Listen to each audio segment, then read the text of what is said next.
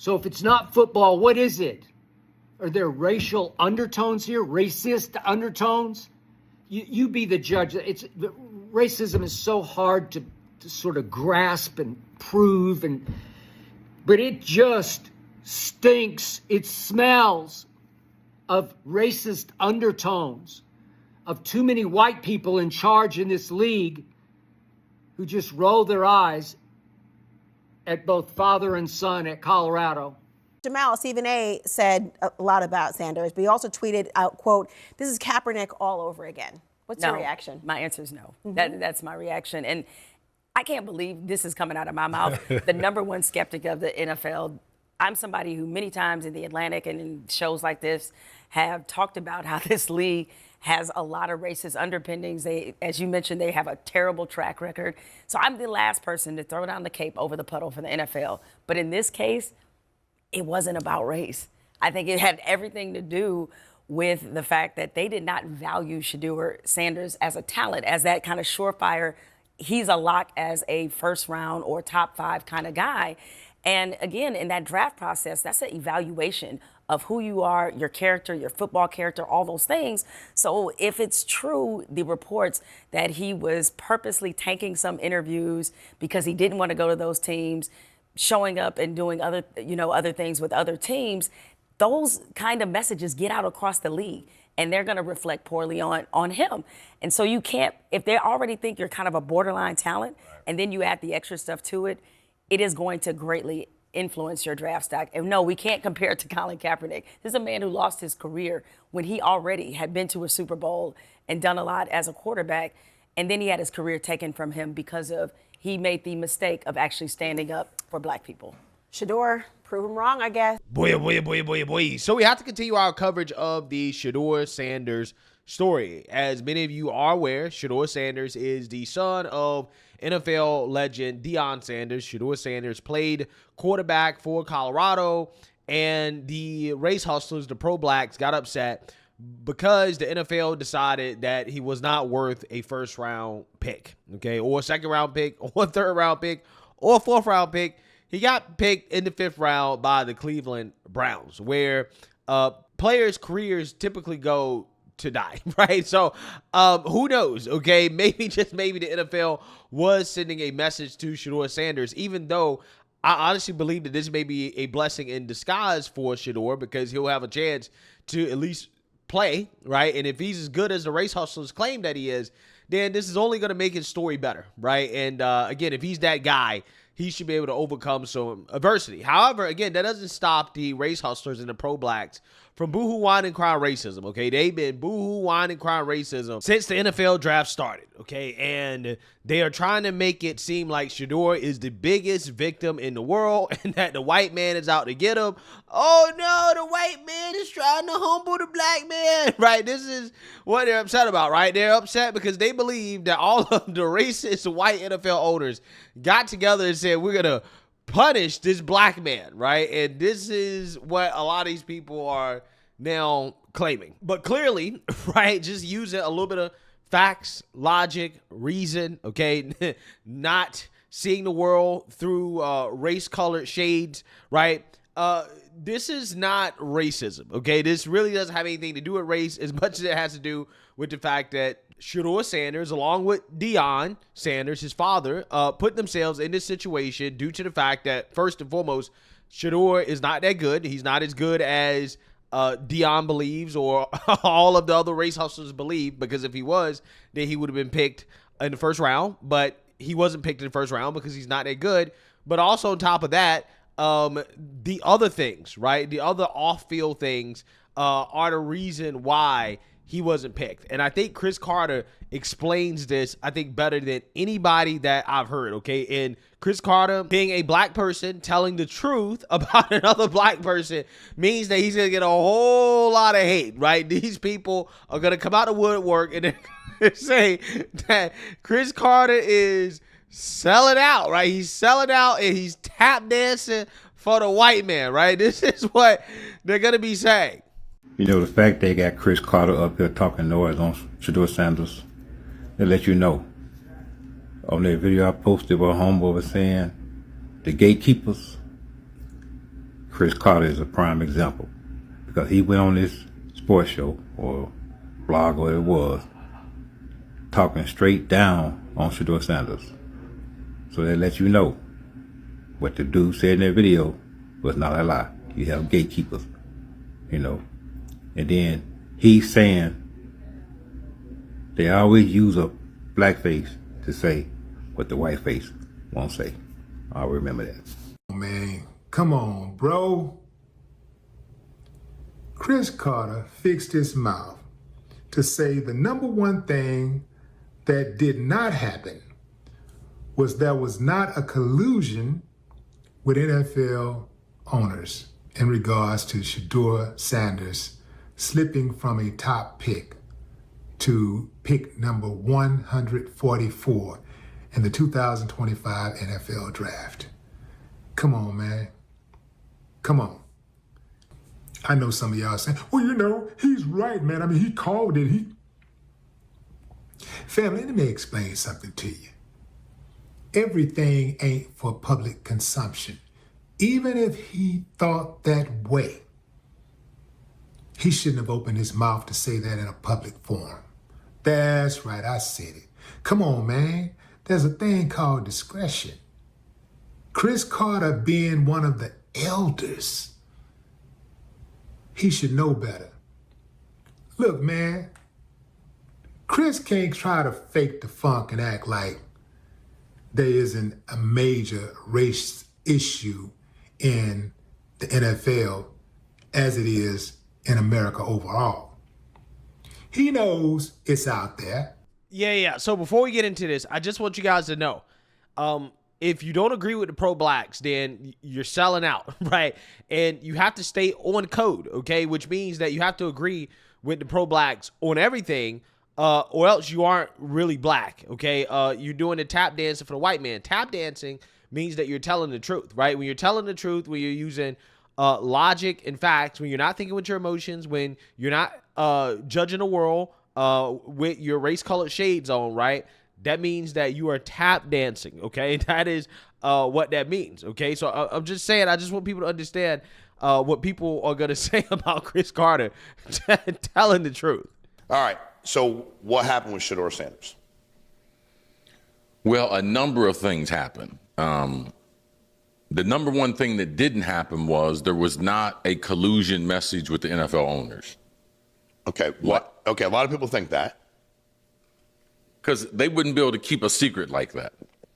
And so they might do it, but they couldn't shut up about it. They wouldn't be able to shut up about it. But every owner is very, very selfish. Now, why would I do something to my detriment? Like if I need a quarterback and I think this kid is it, what he didn't realize is the guys that have fallen in the draft before, they all had unusual traits.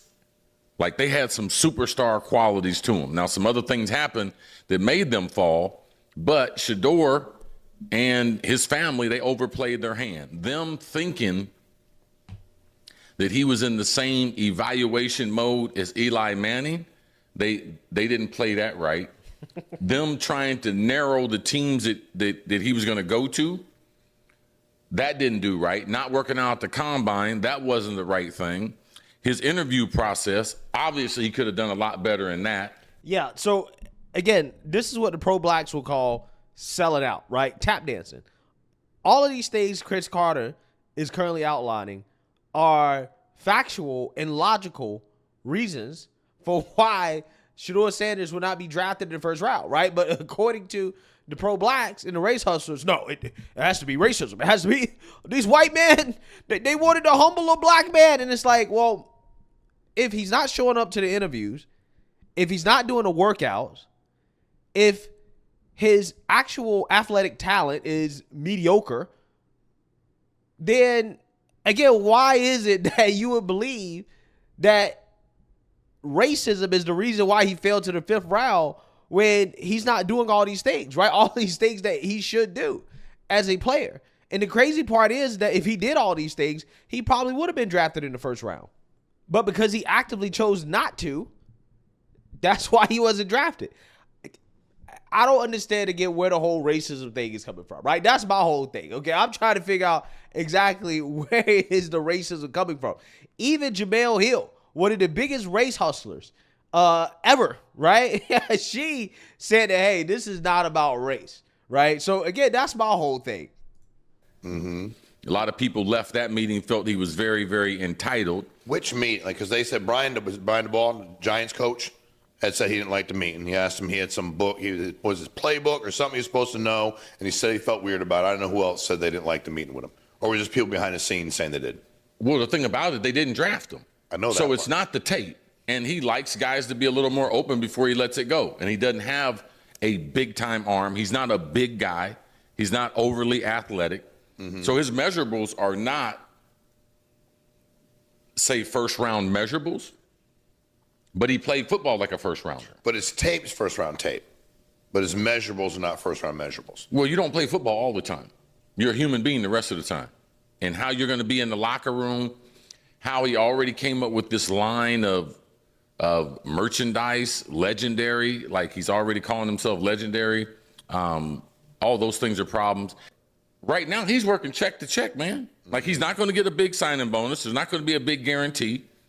Any day they want to get rid of him in the week, they can get rid of him. He does. Don't we think Shedeur is smart enough to know he's not at Jackson State and he's not at Colorado? No. You don't think so?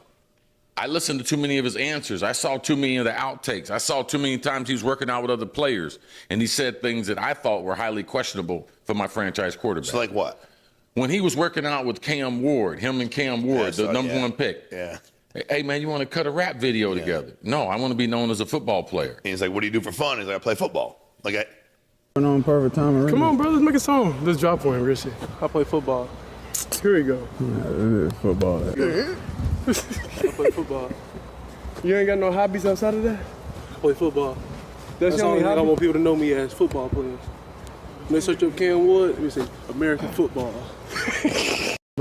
Why wouldn't you sit down with people? And something these kids never understand, even if you're a top 10 pick, you're in the NFL for a long time.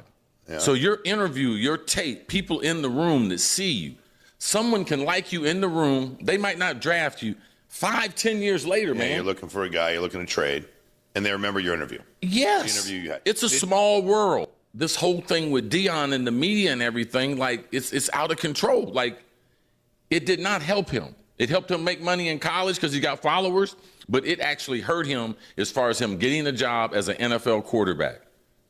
You mean as Shedeur, his social media stuff with Shedeur? Yes. It hurt him. Yeah. What else hurt him?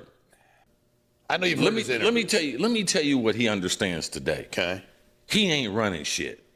Okay? Yeah. Let me tell you what. They taught him a great lesson. Okay. Like, you don't have this figured out. Your dad don't have this figured out. Who's they? NFL, Shedeur, the world. No, who taught you? Said they taught him. I'm just curious. Like, well, the system. The system. Okay, there's a system out there, man. The white man, right? The white man. But really, again, it's not the white man. I mean, at the end of the day, it's the owners, right? And again, it doesn't have anything to do with white supremacy as much as it has to do with the fact that Cris Carter just outlined a bunch of reasons why Shedeur Sanders was not drafted in the first round. They have absolutely nothing to do with racism at all, okay? But, you know, hey, apparently, again, if you don't come out here and say that this is racism, that the NFL colluded, the white owners colluded against Shedeur Sanders and Deion Sanders, then, you know, you're selling out. Okay. Like, you're going for a job interview.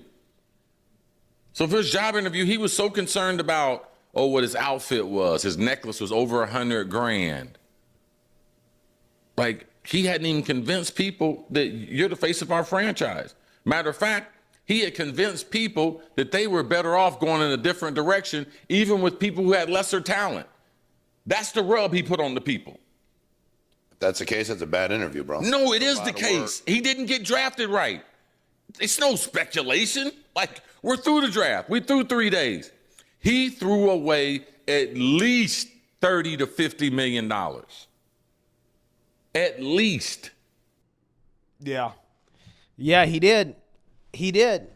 Now, look, the reason why, again, I think that this is important is because ultimately, you know, with stories like this, you learn life lessons, right? In the sense that, you when you go into a job interview, right, it's important that even though you may have the best resume, okay, that you don't take the job interview for granted, right? Like, you're not entitled to anything in his life, even if you are the son of a famous football player or whatever, right? Nobody likes nepotism. But hey, if Shedeur has the juice like that, then he's going to be fine. I really do think that this is a blessing in disguise, because if he's as good as some of these people claim, then this just makes his story greater, right? More legendary, so to speak. Going to the Cleveland Browns, I mean, at least they got an offensive line, right? Which he didn't have in Colorado. So, hey, if he doesn't succeed in the NFL, I guarantee you these people will be making up all types of excuses, blaming a white man, right? Saying this is white supremacy. They blackballing him from the league when he gets cut, and then no team wants to pick him up. But, I'm actually rooting for him. I'm actually rooting for him to be successful. I just think that when you carry yourself the way that Shedeur Sanders carries himself, you got to win, right? You got to win big time, right? Because if you lose, okay, then it's not going to work out well, okay? But if you win, then it's going to be amazing, right? That's kind of what you get with these type of players, right? When they win, it's great. When they lose, it is absolutely terrible. Regardless, racism has nothing to do with this. I think that it's a life lesson. I think that you grow from it.